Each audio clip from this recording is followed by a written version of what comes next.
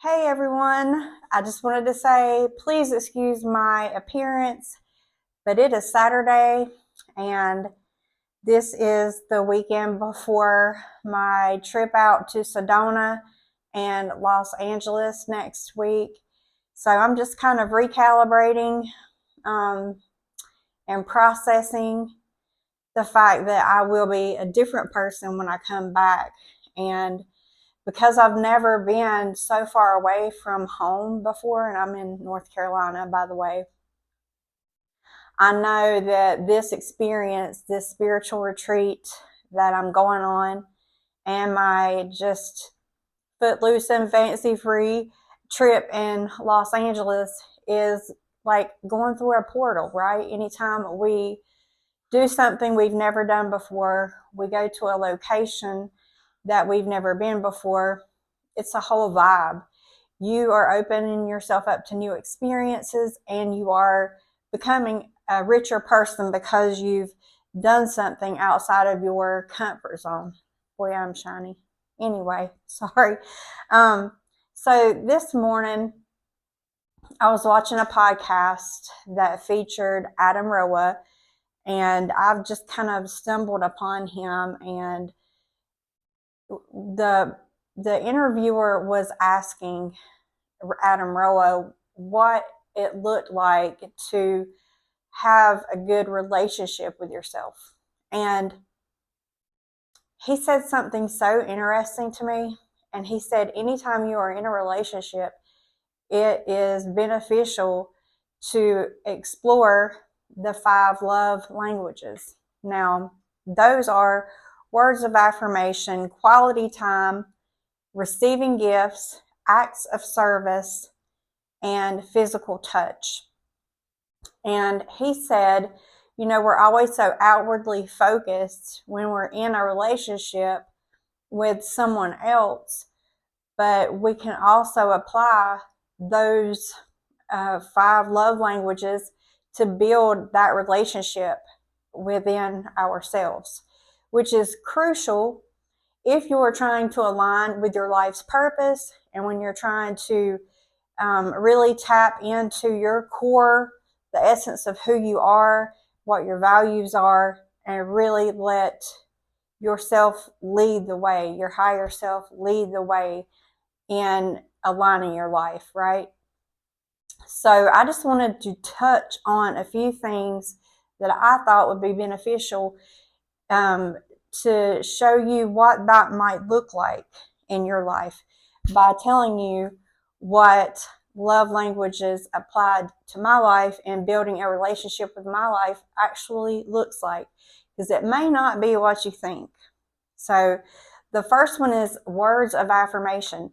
Now, this can be, I'm proud of myself and I'm doing a good job, but it's also about noticing how I feel and what my internal dialogue is saying, because often, I don't know about you, but I'm guessing we're all kind of the same. We have a lot of negative self-talk, and just being able to look at those words that we're saying to ourselves and kind of soften them without all the judgment and just comfort and kind of reparent yourself in a way that is encouraging you. Like, I know you're really tired right now.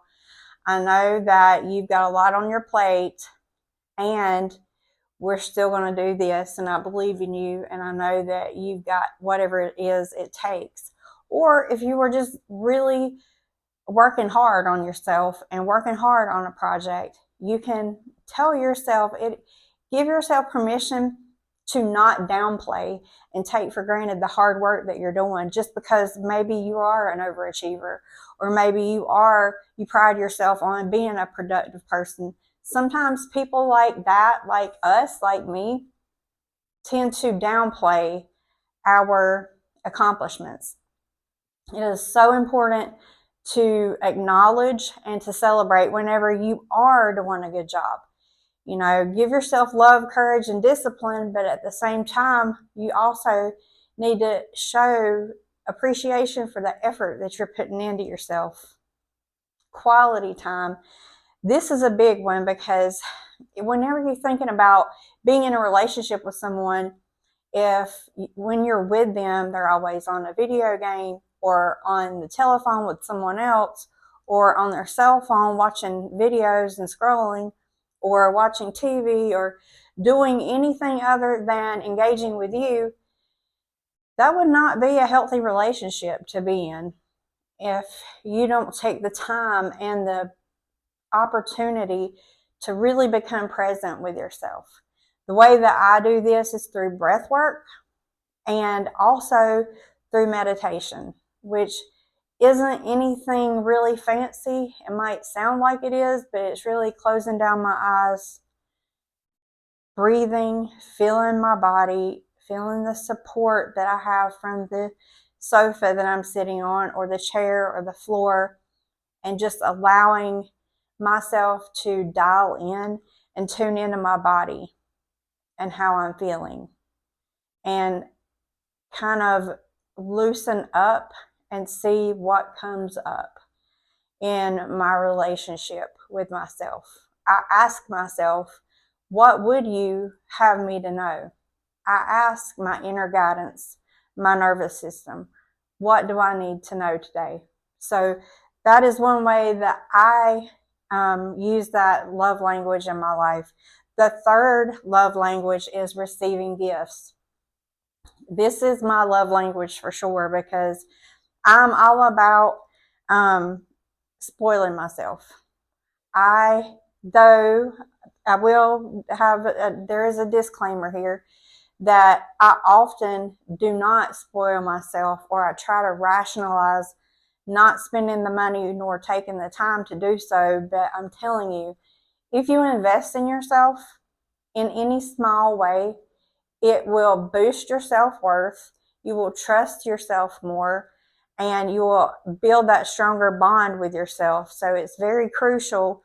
This part is especially for me. I don't know what it looks like in your life, but for me, it could be buying myself a new set of bed sheets, an ice cream cone, something small. It doesn't have to be expensive, but just to show that you care and you appreciate and that you support your loved one, which in this case that we're talking about is ourselves. I love to get my manicure done. You know, every month I'll go and splurge and get my manicure done. So it's very crucial to me because it makes me feel good that I do things for myself that make me feel loved and supported and appreciated. The fourth one is acts of service, another favorite of mine. And, you know, a lot of times I don't really do what I should. I hate the word should, but I put things off and I make excuses, and then I always regret it later. Like letting the dishes sit in the sink or all over the counter for too long, guilty. But I like to play a little game with myself. Like, if I had a husband, if I had a partner, would I want them walking in the house right now and seeing the house in disarray? Why can't I do that for myself? So that right there just encourages me to get up and to do it for the future me that's coming home, so to speak. When it's all said and done, I know that I'll feel better. I'll feel like I'm supported. I'll feel like I'm cared for, and that the wife part of me is taking care of the husband part of me, however you want to play. It's just a little role play thing that I do personally, but it helps me. Things like repotting the plants when they're looking like shit. Like, that is a big deal because I'm sick of looking at them, but I don't want to do anything about it. So I will tap into that part of me that's the caretaker, and the one that shows appreciation for myself. And if I do that, I feel so much better. Another thing, after a hard day or a hard week at work, if I don't feel like going to the grocery store, I will hire a grocery service. I will select my groceries online and have them delivered to my door. And to me, that is such a love language. It is such a way that makes me feel like it makes my life easier. It takes away the stress of doing a chore that sometimes I don't have the energy to do, or I just don't feel like going outside, or it's raining, whatever excuse that I have for that is a good opportunity and invitation to do something kind for myself. Something that I also love is fresh flowers in the house. Again, I spent $15 on some roses and some baby's breath, and I put that in my house today. And I'll enjoy that for the next couple of weeks because they last. I take care of them, I change the water out, and I feel like I'm romanticizing my life. I feel like, oh my God, I really do love myself. When I come home from a day at work or from a stressful situation and I see my fresh flowers sitting on my table or on my nightstand, it makes me feel like I'm cared for, like I'm not an afterthought, like I truly I am invested in because I'm important and I'm worthy of that.